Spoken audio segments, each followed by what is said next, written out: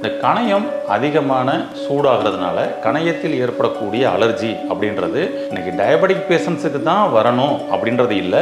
இன்னைக்கு டயபெட்டிக் வர்றதுக்கு முன்னாடியே நிறைய பேருக்கு கூட இன்னைக்கு வந்துகிட்டு இருக்குது. ஏன்னா டயபெட்டிக்னாலே தெரிஞ்சிடும் நம்மளுடைய கணையம் தான் ரொம்ப முக்கியம், அதிலிருந்து சுரக்கக்கூடிய ஹார்மோன் தான் முக்கியம்னு சொல்லிட்டு இன்னைக்கு பிறந்துடனேயே குழந்தைக்கு சொல்லிக் கொடுக்குற மாதிரி ஒரு சூழல்லாம் இன்னைக்கு உருவாயிருச்சு. நீங்க வெறும் கொழுப்பு மட்டுமே எடுத்துக்கிட்டு இருந்தா, வெறும் புரதம் மட்டுமே எடுத்துக்கிட்டு இருந்தா, வெறும் கார்போஹைட்ரேட் மட்டும் எடுத்துக்கிட்டு இருந்தா நிச்சயமாக உங்களுக்கு பேன்கிரியாட்டிஸ் அப்படின்னு சொல்லக்கூடிய பேன்கிரியாஸில் அலர்ஜி அப்படின்ற ஒரு பெரிய ப்ராப்ளம் வருவதற்கு நிறைய வாய்ப்புகள் இருக்குது. இப்போ பேன்கிரியாட்டிக் அலர்ஜியே ஏற்பட்டுருச்சுங்க, இதுக்கு என்ன தீர்வு? ஏன்னா இப்போ நம்ம சொன்னதெல்லாம் வராமல் தடுக்கிறதுக்கு வந்துருச்சு, அதுக்கு என்ன தீர்வு?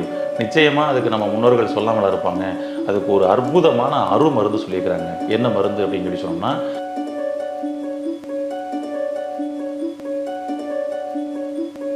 ஹெல்த் கபி நேயர்களுக்கு வணக்கம். நம்ம இன்னைக்கு என்ன பார்க்க இருக்கிறோம் அப்படின்னு சொல்லி சொன்னோம்னா, பேன்கிரியாட்டிஸ் அப்படின்பாங்க, கணைய அலர்ஜி, கணைய சூடு. இந்த கணையம் அதிகமான சூடாகிறதுனால கணையத்தில் ஏற்படக்கூடிய அலர்ஜி அப்படின்றது இன்னைக்கு டயபெட்டிக் பேஷண்ட்ஸுக்கு தான் வரணும் அப்படின்றது இல்லை. இன்னைக்கு டயபெட்டிக் வர்றதுக்கு முன்னாடியே நிறைய பேருக்கு கூட இன்னைக்கு வந்துகிட்டு இருக்குது. அப்போ அந்த கணைய அலர்ஜியிலிருந்து நம்ம மீட்டு வருவதற்கு நாம் என்ன பண்ணலாம்? யானை வரும் பின்னே மணி யோசை வரும் முன்னே அப்படின்னு சொல்லி சொல்லுவோம். அப்போ கணைய அலர்ஜி வந்துருச்சுன்னா அதுக்கு பின்னாடி நமக்கு டயபெட்டிக் வருவதற்கு அதிகப்படியான வாய்ப்புகள் இருக்குது. அதனால நம்மளுடைய கணையத்தை பாதுகாப்போம். ஏன்னா டயபெட்டிக்னாலே தெரிஞ்சிடும் நம்மளுடைய கணையம் தான் ரொம்ப முக்கியம், அதிலிருந்து சுரக்கக்கூடிய ஹார்மோன் தான் முக்கியம்னு சொல்லிட்டு இன்னைக்கு பிறந்துடனேயே குழந்தைக்கு சொல்லிக் கொடுக்குற மாதிரி ஒரு சூழல்லாம் இன்னைக்கு உருவாயிருச்சு. இந்த கணையத்தை நாம் எப்படி பாதுகாக்கிறது அப்படின்னு சொல்லி சொன்னோம்னா, கணையம் என்பது ஒரு தனிப்பட்ட ஒரு உறுப்பு அல்ல. அது பார்த்தீங்கன்னா ராஜ உறுப்புகளில் கிடையாது, வராது. அது ஒரு எண்டோக்ரைன் கிளாண்ட். நம்ம உடம்புல இருக்கக்கூடிய கிளாண்ட்ஸ்லேயே ரொம்ப விசேஷமான கிளாண்ட்ஸ் அப்படின்னா அது பார்த்தீங்கன்னா பேன்கிரியாஸ் தான். ஏன் அப்படின்னா இதுக்குள்ள நாளமுள்ள சுரப்பிகள் அப்படின்னு சொல்லிட்டோம், நாளமில்லா சுரப்பிகள் அப்படின்ட்டோம். நமக்கு 2 சுரப்பிகள் நமக்கு சுரக்குது. அதில் நாளமுள்ள சுரப்பிகள் அப்படின்றது பார்த்தீங்கன்னா நமக்கு பேன்கிரியாட்டிக் ஜூஸ், கணைய நீர் அப்படின்னு சொல்லி சொல்லுவோம். இது நமக்கு முழுக்க செரிமானத்துக்கு நமக்கு பயன்படுது. இந்த கணைய நீருக்குள்ள பார்த்தோம் அப்படின்னா அமிலேஸ், லிப்பேஸ், ட்ரிப்சின் அப்படின்னு சொல்லக்கூடிய 3 என்சைம்கள் அதுக்குள்ள சுரக்கும். இப்போ நீங்கள் சாதாரணமாக நான் காலையில் இட்லி தோசை தாங்க சாப்பிடுவேன், மதியம் சாப்பாடு தாங்க சாப்பிடுவேன், நைட்டுக்கு திரும்பவும் இட்லி தோசை டிஃபன் தாங்க சாப்பிடுவேன் அப்படின்னு சொல்லி சொல்கிறீங்க இல்லையா? இந்த 3 வேளை உணவுமே பார்த்தீங்கன்னா மாவு பொருட்களால் ஆனது. அப்போ இந்த மாவு பொருட்களை உங்களுக்கு செரிமானம் பண்ணுறதுக்கு இந்த பேன்கிரியாஸில் சுரக்கக்கூடிய அமிலேஸ் அப்படின்ற அந்த என்சைம் தான் நமக்கு ரொம்ப முக்கியமாக தேவைப்படுது. அதுபோல் இதில் சுரக்கக்கூடிய இந்த லிப்பேஸ் அப்படின்னு சொல்லக்கூடிய அந்த என்சைம் இருக்குது பார்த்தீங்களா? அப்போ அது எதுக்கு அப்படின்னு சொல்லி பார்த்தோம்னா, இப்போ ஒரு சில பேர் பார்த்தீங்கன்னா நான் வெயிட்டை குறைக்கிறதுக்காக நான் கொழுப்பு உணவுகள் அதிகமாக எடுத்துக்க போகிறேன் அப்படின்னு சொல்லிட்டு ஃபேட் எடுக்க ஆரம்பிச்சிடுறாங்க. வருடத்திற்கு ஒரு முறை நாம் அசைவம் சாப்பிட்டுக்கிட்டு இருந்தோம். இன்னைக்கு தினந்தோறும் அசைவம் சாப்பிடக்கூடிய பழக்கம் இன்னைக்கு அதிகபட்சமாக நிறைய மக்கள் இன்னைக்கு ஃபாலோ பண்ணுற மாதிரி ஒரு விஷயம் ஏற்பட்டிருக்கு. அப்போ அதிகமாக நீங்கள் ஃபேட் எடுத்துக்கிறீங்க அப்படின்னா அதுக்கு நமக்கு பேன்கிரியாஸில் சுரக்கக்கூடிய லிப்பேஸ் அப்படின்னு சொல்லக்கூடிய என்சைம் நமக்கு ரொம்ப முக்கியமாக பயன்படுது. அதுபோல் பார்த்தீங்கன்னா நிறைய புரோட்டீன் உணவை நம்ம எடுத்துக்கணும் அப்படின்னு சொல்லிட்டு இன்றைக்கி பார்த்தீங்கன்னா ஜிம்முக்கு போகிறவங்க, வெயிட்டை குறைக்கிறவங்க, வெயிட்டை கூட்டுறவங்கன்னு சொல்லிட்டு புரோட்டீன் பவுடர்ஸ் நிறைய நம்ம எடுக்கக்கூடிய ஒரு சூழல் கண்கூட பார்த்துக்கிட்டு இருக்கிறோம். அதுபோல் புரோட்டீன் உணவுகளை நம்ம நிறைய எடுத்துக்கணும் அப்படின்னு சொல்லிட்டு எடுத்துக்கிட்டு இருக்கிறாங்க. இந்த புரோட்டீன் நம்ம எடுக்கிறோம் அப்படின்னா இந்த புரதச்சத்தை நமக்கு செரிமானம் பண்ணணும் அப்படின்னு சொல்லி சொன்னோம்னா அதுக்கு பேன்கிரியாஸில் சுரக்கக்கூடிய ட்ரிப்சின் அப்படின்னு சொல்லக்கூடிய என்சைம் தான் நமக்கு பயன்படுது. இவை அனைத்தும் கலந்த கலவையாக தான் நமக்கு பேன்கிரியாட்டிக் ஜூஸ் அப்படின்னு சொல்லி வருது. அப்போ நீங்கள் ஒரு விஷயத்தை மட்டும், அதாவது புரதமோ கொழுப்போ மாவு பொருளோ நீங்கள் அதிகமாகவே உள்ள இன்டேக் பண்ணிக்கிட்டே இருக்குன்னு வச்சுங்க, அப்போ ஃபஸ்ட்டு என்ன நடக்கும்? பேன்கிரியாட்டிக் ஜூஸே நமக்கு பார்த்திங்கன்னா செரிமானம் பண்ணுறதுக்கு திணற ஆரம்பிச்சிடும். அப்போ தான் ஒரு டயபெட்டிக் பேஷண்ட்ஸுக்கு பாருங்கள், ஃபஸ்ட்டு சிம்டம் செரிமான பிரச்சனை, அவ்வளோதான். இந்த செரிமான பிரச்சனை தான் நமக்கு ஒரு மணி அடிக்குது. அப்போ இந்த இன்டைஜஷன் அப்படின்ற ஒரு சாதாரணமாக தெரியக்கூடிய ஒரு பிரச்சனை கடைசியில் டயபெட்டிக் அப்படின்ற பிரச்சனைக்கு போகுமா அப்படின்னா அது எப்படி போகுதுன்றதுக்கு தான் நான் இப்போ உங்களுக்கு இந்த 3 என்சைமும் உங்களுக்கு சொல்லியிருக்கிறேன். அதனால தான் இயற்கை மருத்துவர்கள் எல்லாரும் சரிசம விகித உணவுகளை எடுத்துக்கங்க.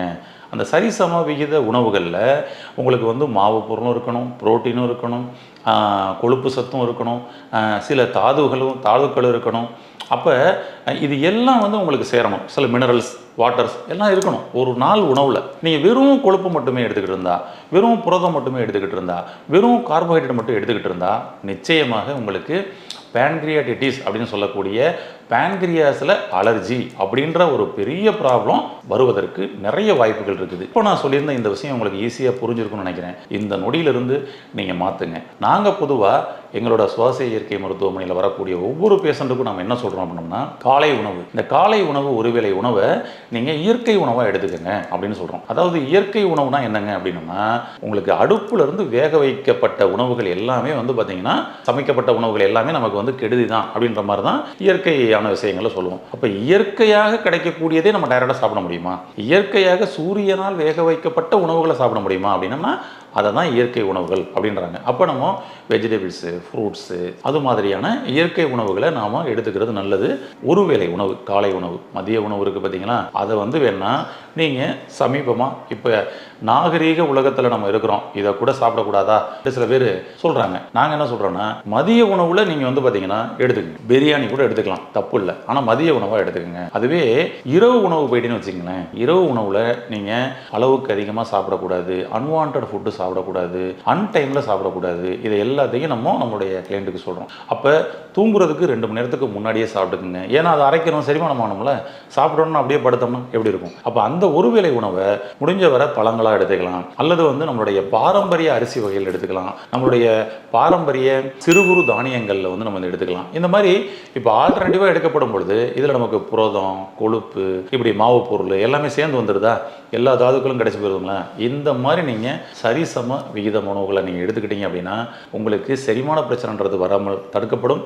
அதுபோல் வந்து பேன்கிரியாட்டிக் அலர்ஜி அப்படின்னு சொல்லக்கூடிய பேன்கிரியாட்டிஸ் வராமல் தடுக்கப்படும், டயபெட்டிக்கே வராமல் தடுக்கப்படும். நீங்கள் முன்னாடியே, ஏன்னா ஒருத்தர் நோய் வந்ததுக்கப்புறம் தான் டாக்டரை போய் பார்க்கணும், ஹாஸ்பிட்டல் போகணும்னு சொல்லிட்டு மனநிலை இன்னைக்கு உருவாயிருக்கு. எங்கே எனக்கு வலியோ அந்த இடத்துக்கு மட்டும் நான் மருந்து தடவிக்கணும், அதுக்கு ஒரு மருந்து வாங்கணும் அப்படின்ற மாதிரி மனநிலை தான் ஏற்பட்டிருக்கு. இது ஏன் ஏற்பட்டுச்சு, எதுக்கு ஏற்பட்டுச்சு, அதற்கான காரணம் என்ன, நம்ம லைஃப் ஸ்டைலில் என்ன தப்பு பண்ணோம், நம்ம தொழில் முறைகளில் ஏதாவது தப்பு பண்ணிக்கிறோமா, உணவு முறையில் ஏதாவது தப்பு பண்ணிக்கிறோமான்னு இந்த விஷயங்களெல்லாம் ஆராயறதே கிடையாது. அந்த உடனே சரியாகணும், அதுக்கு ஒரு மாத்திரையை சாப்பிட்ற மாதிரி மனநிலை உருவாயிருக்கு. அதனால் அந்த நம்ம மனநிலைகளை முதல்ல நம்ம மாற்றுறது நல்லது. அப்போ இந்த உணவு முறைகளை கொண்டு வரலாம். இப்போ பேன்கிரியாட்டிக் அலர்ஜியை ஏற்பட்டுருச்சுங்க, இதுக்கு என்ன தீர்வு? ஏன்னா இப்போ நம்ம சொன்னதெல்லாம் வராமல் தடுக்கிறதுக்கு வந்துருச்சு, அதுக்கு என்ன தீர்வு?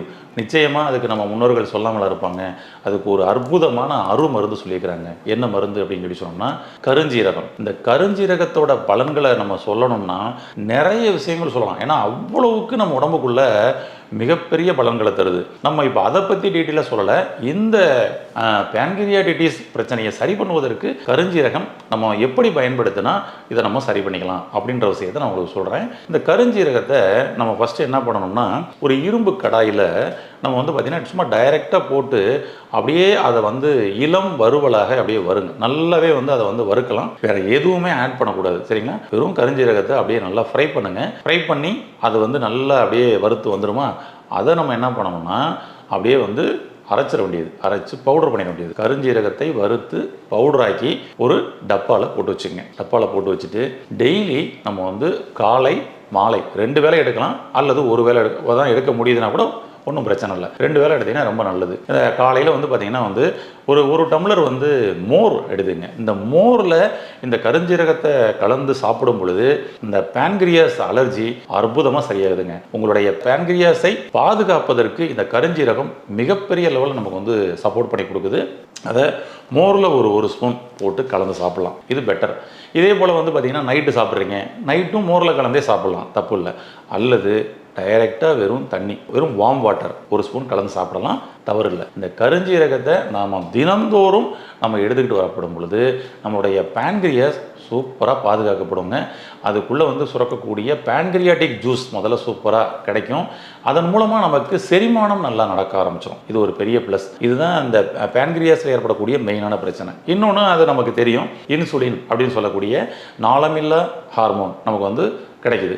அது வந்து பார்த்திங்கன்னா வந்துட்டு எல்லாம் நம்ம உடல் முழுவதும் உச்சந்தலேருந்து உள்ளங்கால் வரைக்கும் நமக்கு வந்து போய் எல்லா அணுக்களுக்கும் போய் நம்மளை வந்து பார்த்திங்கன்னா ஆக்டிவாக வச்சுக்கிறதுக்கு தேவையான குளுக்கோஸை உள்ளே கொடுக்க ஆரம்பிக்குது. இப்போ இதுக்கு என்னங்க பண்ணுறது? நீங்கள் கருஞ்சீரகத்தை மட்டும் எடுத்தால் போதும், பேன்கிரியாஸே சூப்பராக ரெடி ஆகும். அதுக்குள்ளே எண்டோக்ரைன் அண்ட் எக்ஸோக்ரைன் 2 ஹார்மோனும் சூப்பராக ரெடி ஆகுங்க. பயன்படுத்துங்க. அதுபோல் தினந்தோறும் உணவுகளில் நீங்கள் வந்து சின்ன வெங்காயம் சேர்த்துக்கிட்டே வாங்க. இதுவும் நமக்கு வந்து இந்த பேன்கிரியாஸுக்கு ரொம்ப அருமையாக சப்போர்ட் பண்ணும். அது உணவுகளில் சேர்த்துக்கலாம்.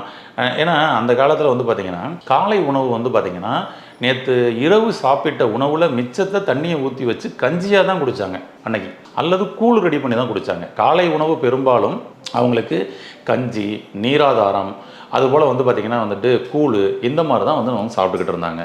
அப்போ அதுக்கு வந்து அவங்க கடிச்சிக்கிறதுக்கு வெஞ்சனமாக பயன்படுத்துனது என்ன பண்ணாங்க? சின்ன வெங்காயம் தான் பயன்படுத்துனாங்க. அந்த சின்ன வெங்காயத்தை அதிகமாக அவங்க எடுத்துக்கிட்டாங்க. அதனால் கிடைச்ச பலன் நிறைய கிடைச்சது.